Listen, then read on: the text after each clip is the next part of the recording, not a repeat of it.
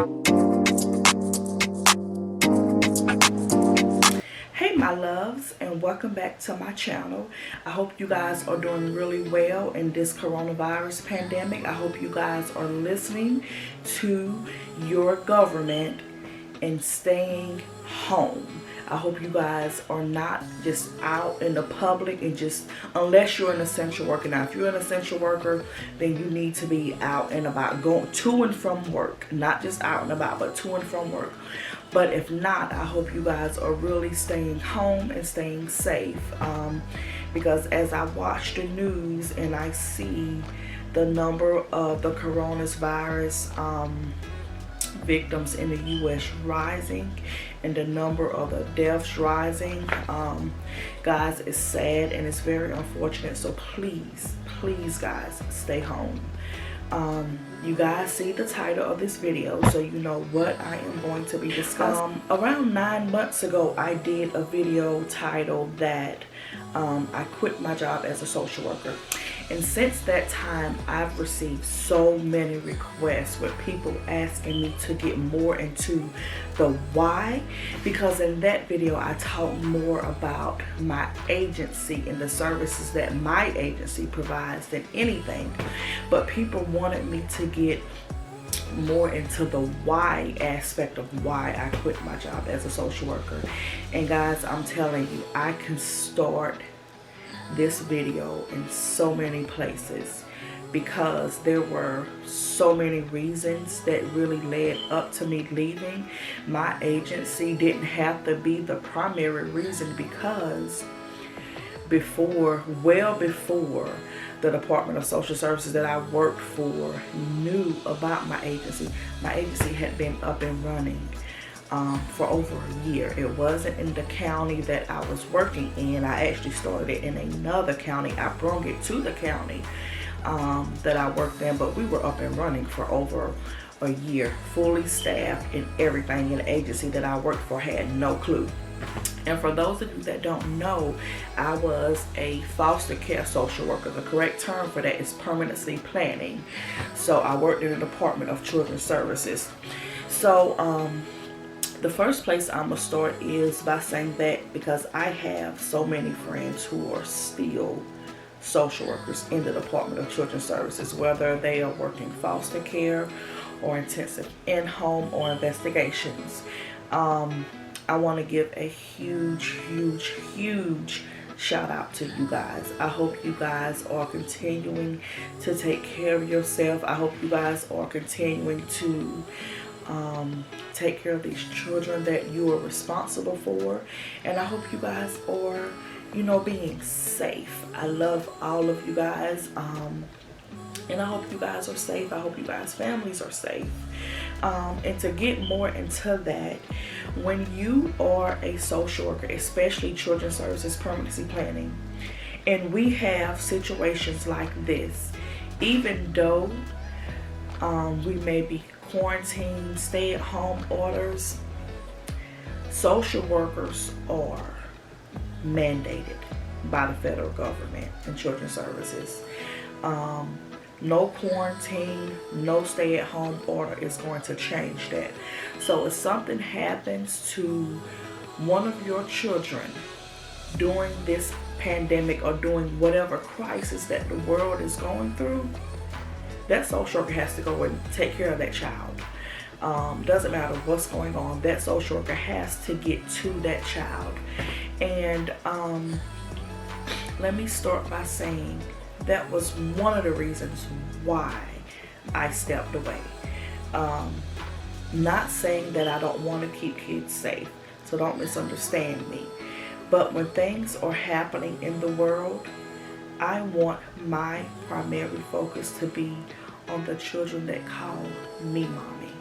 The children that I made the decision to bring into this world. I don't want to have to leave what may be a crisis in my home and stop taking care of my children to go and take care of someone else's child. And I know that may sound harsh. I know it may. But I don't mean for it to be that way. I made a decision to have children, and I want to make sure at the end of the day My children are fine. I don't want to neglect my children or put my children and their needs on the back burner because someone else didn't have the tools necessary or the correct parenting skills to parent their child in a way that their child needs to be parented. I don't want to have to step away from my children that I made the conscious decision to have, knowing that I was in a place to take care of them, to take care of someone else's children that, you know, people are just out here, you know, some people are just popping out child after child after child, and they know they can't take care of them. So I didn't want to be responsible for that anymore. You know, I wanted my only responsibility to be to the children that I made the decision to bring into this world. And if that sounds harsh to some people,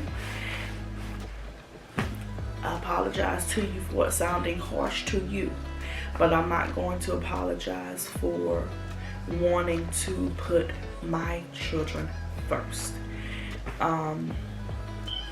So that's one of the reasons and situations, you know, when things happen.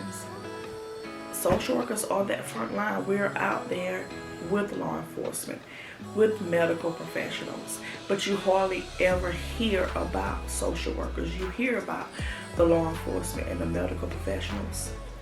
But if something was to happen and shelters are needed, who do you think are manning those shelters? Social workers are there. That's who are manning those shelters. When situations occur and 911 is called and it's involving children, who do you think is coming to that home with that law enforcement officer? Social workers are coming. So I just don't, I did not want that responsibility on me anymore, guys. With social work, permanency planning, foster care, children's services, the work never ends. You never have just a typical day at the office. What you think is going to be a very easy, uneventful day can turn into a total disaster in the blink of an eye. And the work never ends. As a permanency planning social worker, you are never caught up. There is always something. You can never leave your work at work and not worry about it at home. Because if you did that, you would never be in a place to where you can manage. The work never stops. The documentation system for social workers in North Carolina, if they're still using it, NCFAS, when I was in it, because I left the agency here in North Carolina that I worked for, I left on May 17th, 2019. When I left, that documentation system was still terrible. It would go out on the weekends, and that would be something very critical for, you know, those workers who work on call. Because that's how you communicate with other workers. You look in that system and you see what's going on. NCFAS is very slow. It was a mistake for North Carolina to bring that system here because, first of all, it wasn't created in North Carolina, and it's not a system built for children's services. It's a system built more for economic services. So when you have a documentation system that doesn't run efficiently, it makes your job more difficult because there are some things that have to be in there, and you know, in some positions you can't go home until you have that information in that system because it could be really a crucial life or death situation for some children. So you have to be able to have a documentation system that works, but NCFAS doesn't work. Well, it didn't work when I was there, and the last time I had a conversation with my old co-workers about it, it's not getting a whole lot better at all. So let's talk about the caseloads.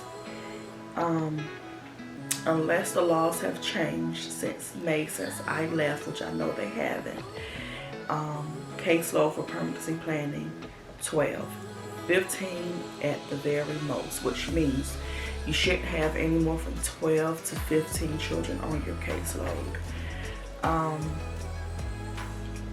The time that I was at the agency that I left, I can't remember really me not being over that. When I started, my very first case had 6 children on that caseload. A couple of days later, I got 3. A couple of days later, I got another 7-3.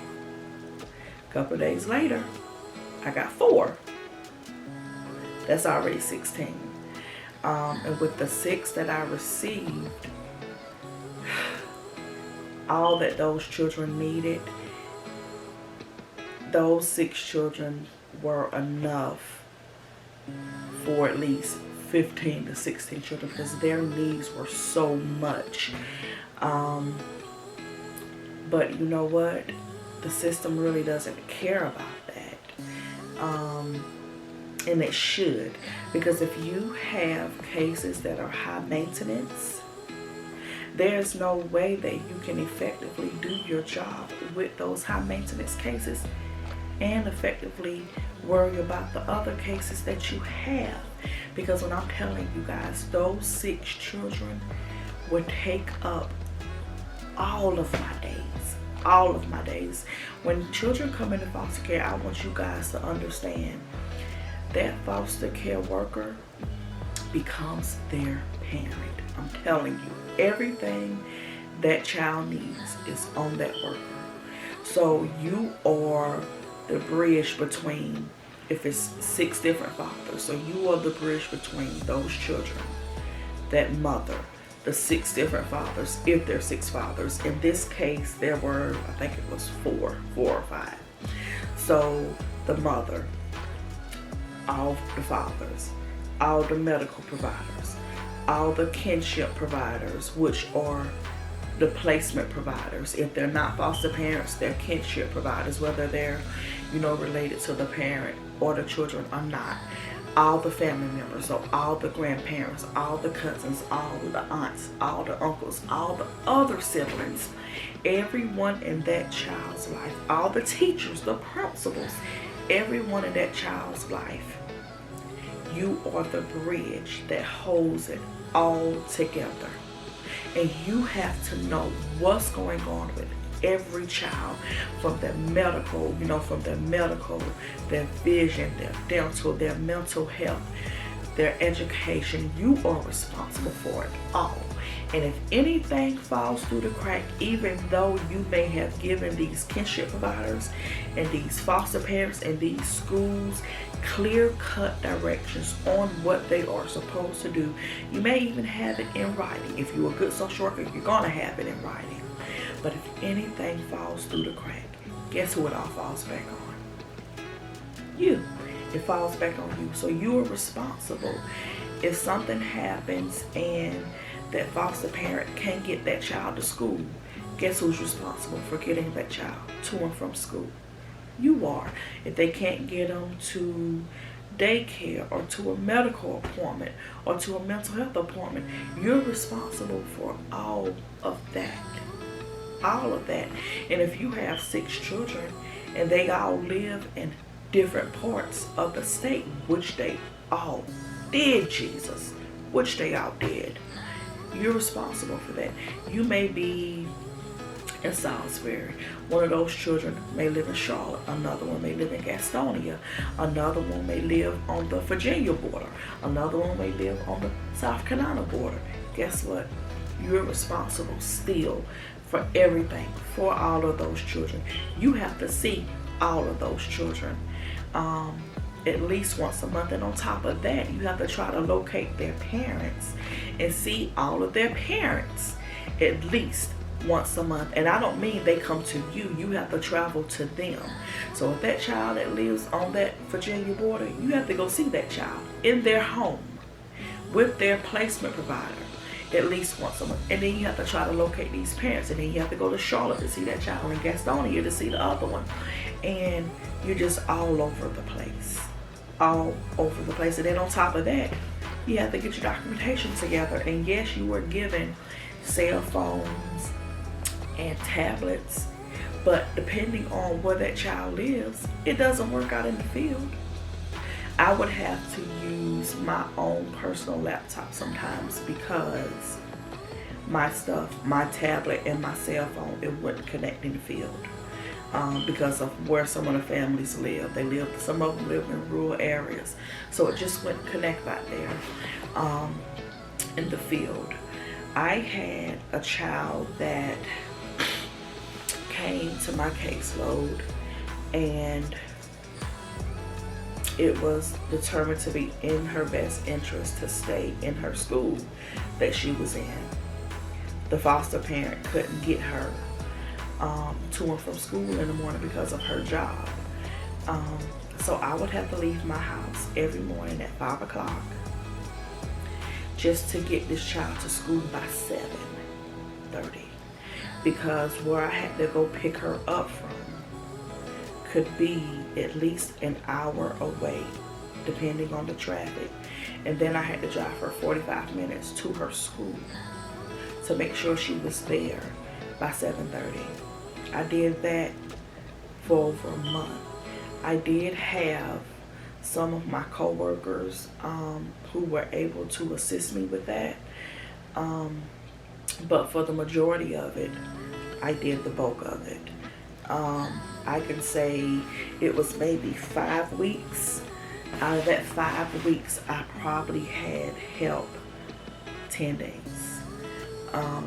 And then during that whole 5 weeks, my day was cut off short because she got out of school at 2:30, so I have to go pick her up at 2:30, and then I would have to keep her with me until 5, until I can get her to the foster parent. So if I had any other visits with the children that I had to go see that live outside of county, no, my day is starting at 5:30. Okay, I mean at 5 o'clock in the morning because I have to go get her. So with me having to keep her until 5 until I can get her to the foster parent, if I had cases with children that live an hour and a half away from here, I still had to go see them and do their monthly visits. So I had many days where my days were starting at 5 o'clock in the morning and they were ending 10, 11 o'clock at night. That's when I was rolling back up at my house. The day doesn't stop. It doesn't matter if I had to get her and have her with me. I still had to go see those other children. I still had to go out and make sure they were safe and that their placement providers were doing what they said they were going to do when it came to them. I still had to make sure all my paperwork was there. I still had to make sure all of my court reports were there and that they were written and that everything was in place for all of the other kids on my caseload. And on top of that, me leaving my house at 5 in the morning, getting back home sometimes 11 and 12 o'clock at night, I still have kids of my own that I weren't seeing. You know, and some people may be okay with that, but I wasn't. I was missing out so much. In those 5 weeks, I missed out so much on my children's lives. So many things that they had going on, you know, dance stuff, sports stuff. I usually my husband would take my kids to school, but it's me there helping them prepare for school. It's me at home with them, picking them up from school, me getting home early enough to help them with their homework. Now, some people may say 5 weeks isn't nothing, but those are 5 weeks of moments that you can never, ever get back. And that meant something to me. And it wasn't the first time I've done that. Many times where my days start at 5, 6 o'clock in the morning and ends well after my children go to sleep. Well, I've missed things with my own children, and I just wasn't okay with that anymore. I just got to the point to where I didn't want to be that problem solver anymore. The only people that I wanted to solve problems for were the people that live in my household, my children, myself, my husband. I didn't want to be that problem solver anymore. And then you get to the supervision part of it. Now, when I left the agency that I worked for, my supervisor, she was new in her role. She had been promoted from being a foster care social worker, so she still understood, and she was young. So relating to her wasn't difficult. You know, you can talk to her. What I did, I talked to her honestly. I told her how I felt about things. I told her things that I was going to do, things that I wasn't going to do. It is what it is. And we had a good relationship. I was actually, you know, thankful that she was the person that got that position. You know, she worked hard. She deserved it. You know, she really deserved it. And she's a good supervisor. She helps her people. My supervisor before Sonia, she was the most laziest person this side of creation. and you know, it's difficult.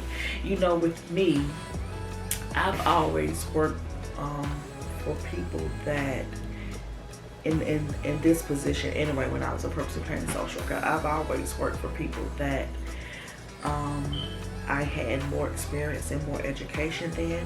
So sometimes when they would say things, my facial expressions says it all. So of course I would be like, you know, I may be thinking, you're such an idiot and I'm not going to do that.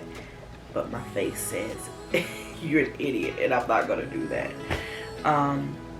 So if you have a good supervisor, it makes it a whole lot more easier. If you don't have a good supervisor, it makes it difficult.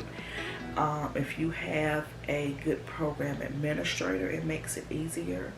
I was hired by an excellent program administrator. Her name was Rebecca. I'm not going to say her last name, but she was excellent.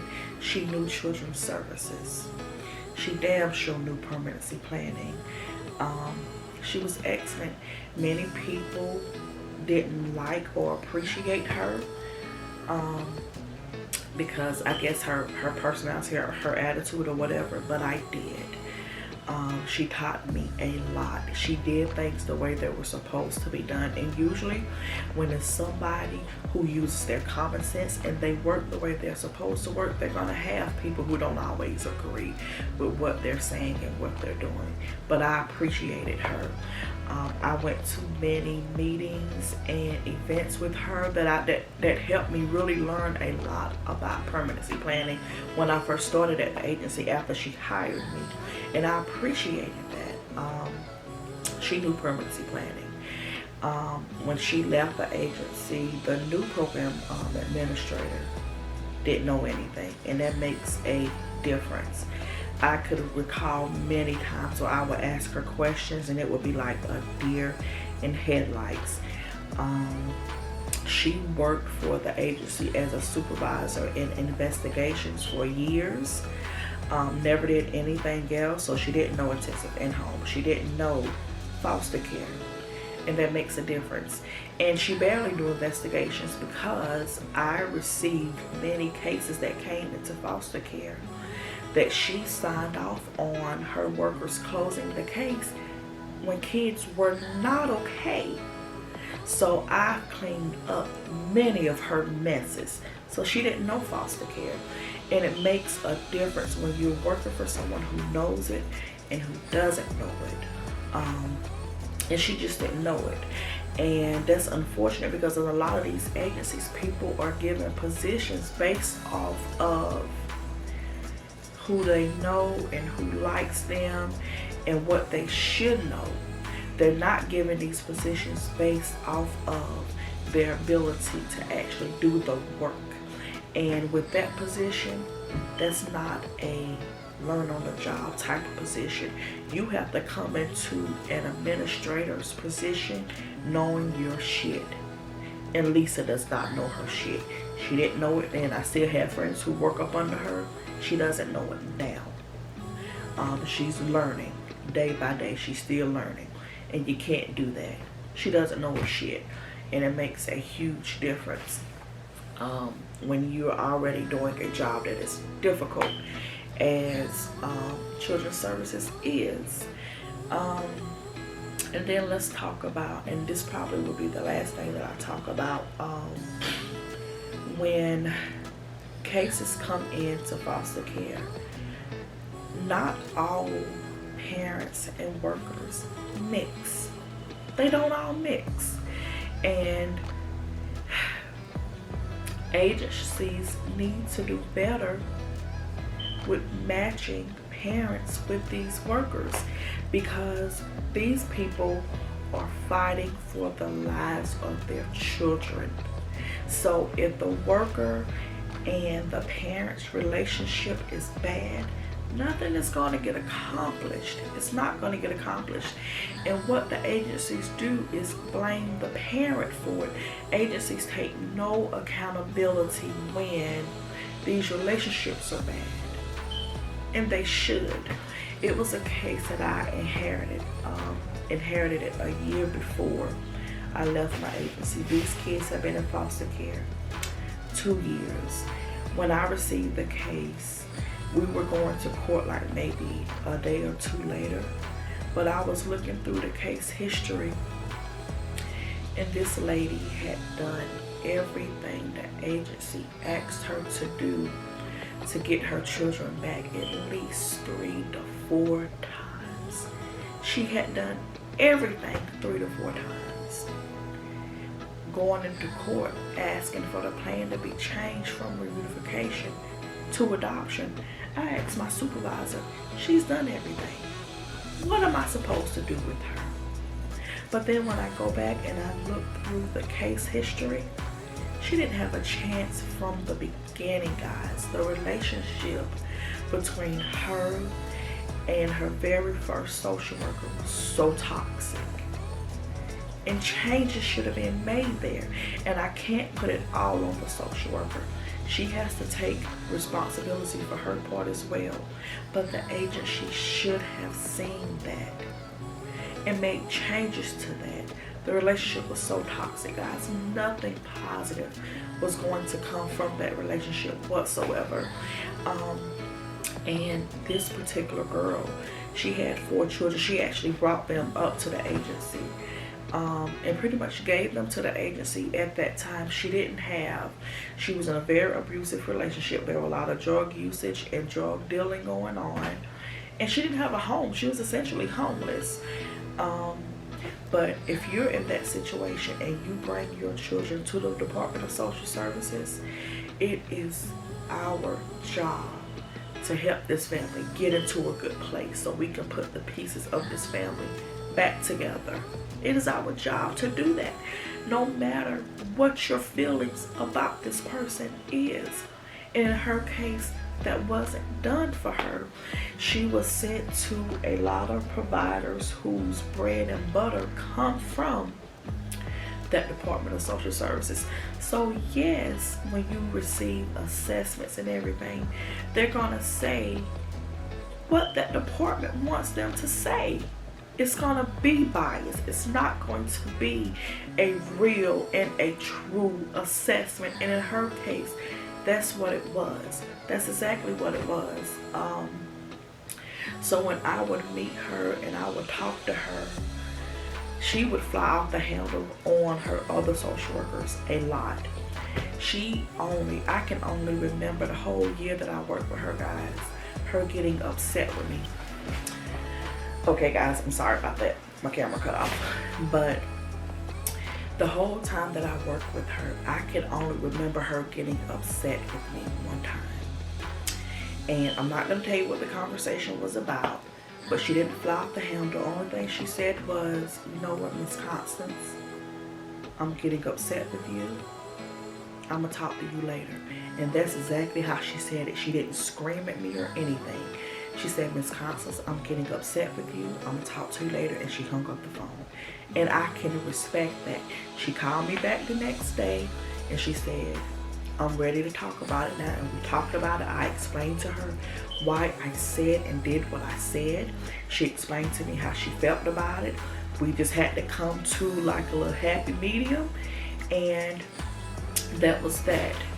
One of my last conversations I had with her, And guys, every time I think about it, it kind of makes me emotional. I get really upset about it because, you know, she told me, she said,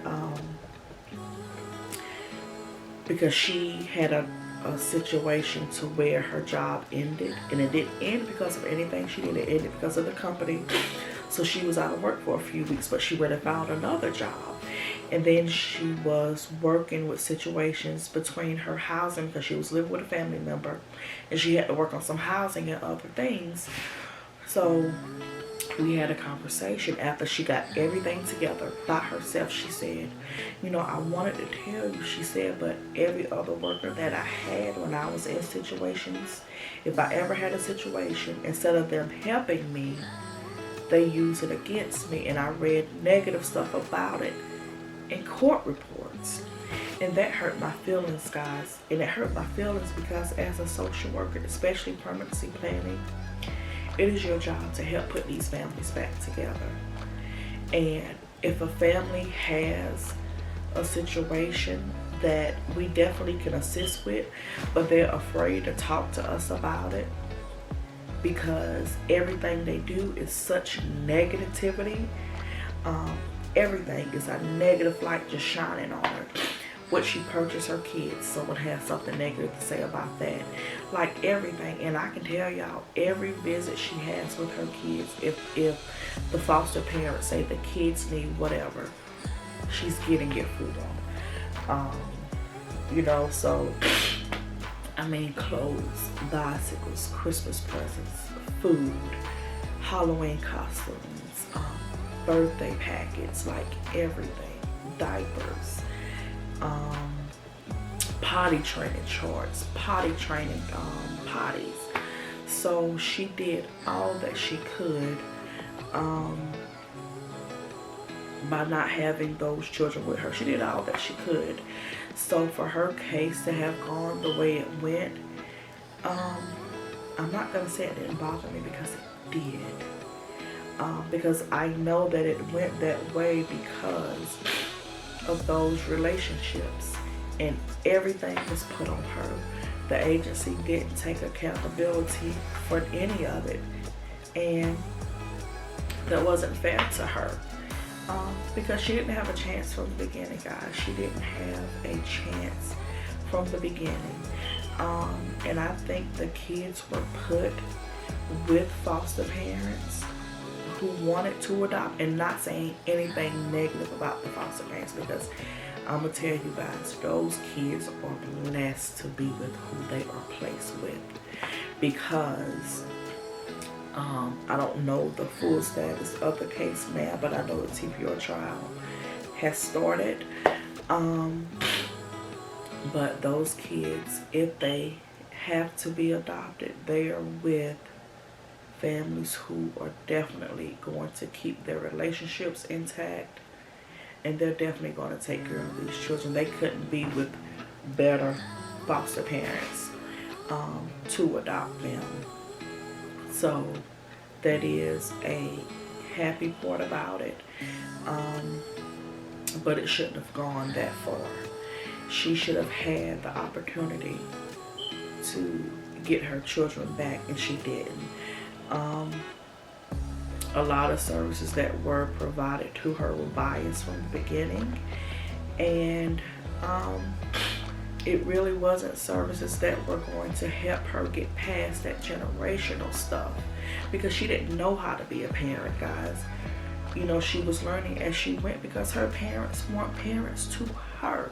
You know, we're looking at her social history. So it's difficult to expect things from these parents when they don't know how to do it. And I'm a parent educator. You know, I'm Triple P certified. So when I look at parent education and all of these things, I'm gonna just be honest. When someone has gone through generation after generation after generation of things, many of these parent education programs are not effective, and they're not going to be effective because they are not created to really hit that stuff the way that it should. You know, A parent can go through it and fake it till they make it, but it's really not built to be effective. That's why I created a parent program for parents. And you know, this video is not about that, so I'm not going to get into that. But a lot of these services are not effective. And you know, parents are forced to deal with certain service providers, and then again, when these providers receive their bread and butter from an area Department of Social Services, they're going to treat these parents a certain way. So the services aren't going to be effective. And that's what she ran into with some service providers. And then when she went out and you know, and seeked out her own services with other providers, and they didn't go with what the previous provider said that receives their bread and butter from the Department of Social Services, it was an issue. You know, it was an issue with that. So like I said, she really didn't have a chance, and you know, that bothered me. Guys, some parents,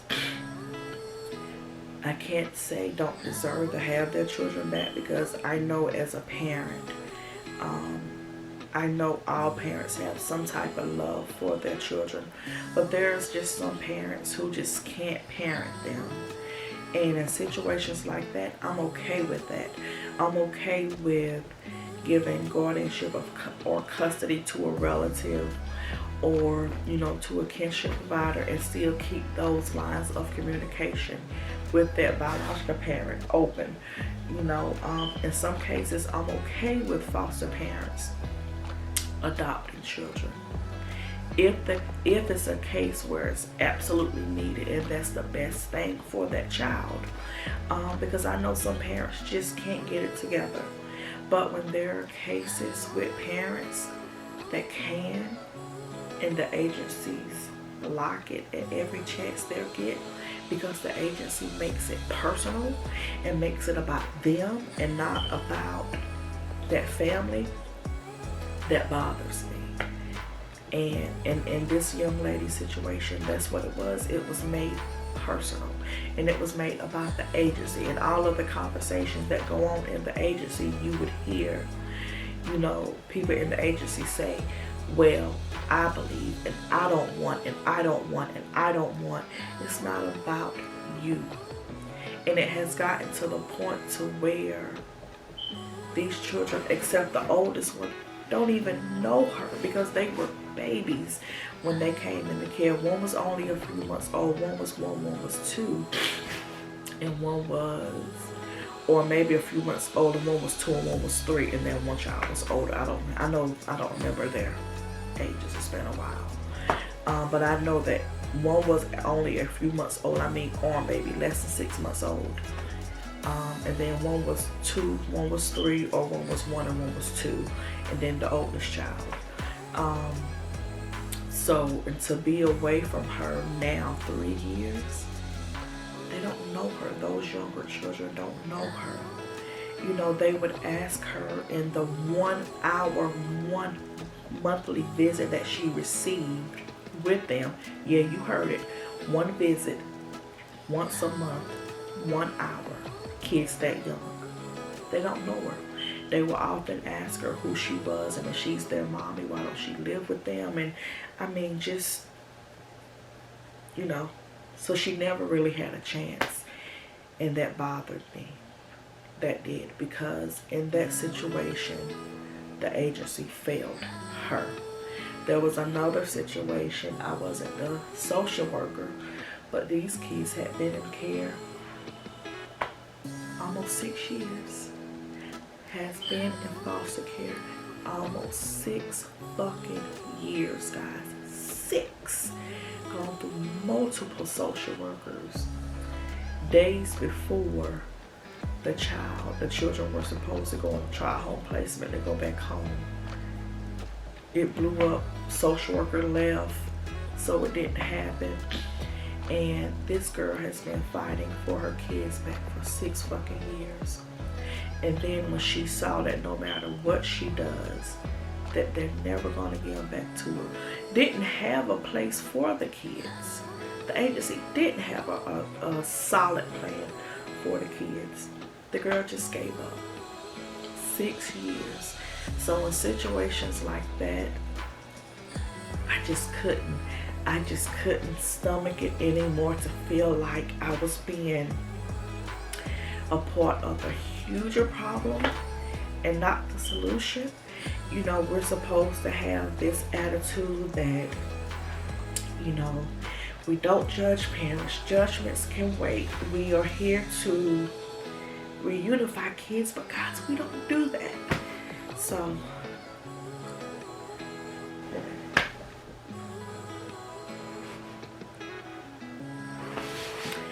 guys, with that being said, I just knew that it was my time to step away. I felt that I had done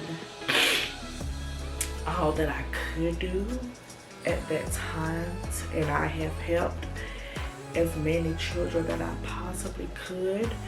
I did have children that I sent home to their biological parents, who are even now are doing extremely well. There have been no new reports, no new anything. You know, kids are thriving, their parents are thriving.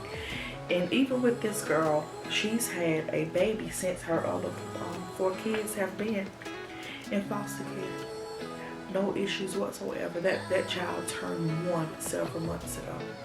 No issues whatsoever. So, you know, the state, you're telling me that she can raise a child for 1 whole year with no issues, but she can't hurt other ones. And then let me tell you some other foolishness. And was offered, because all of them have pre-adoptive homes, really, except the oldest one, and wanted to offer to give her the oldest one back and let the younger 3 that's in foster care be adopted. What kind of shit is that? So it's just, guys, it's a mess. You know, it's a mess. And it happens so much with people being railroaded, because she definitely is getting the worst end of the stick.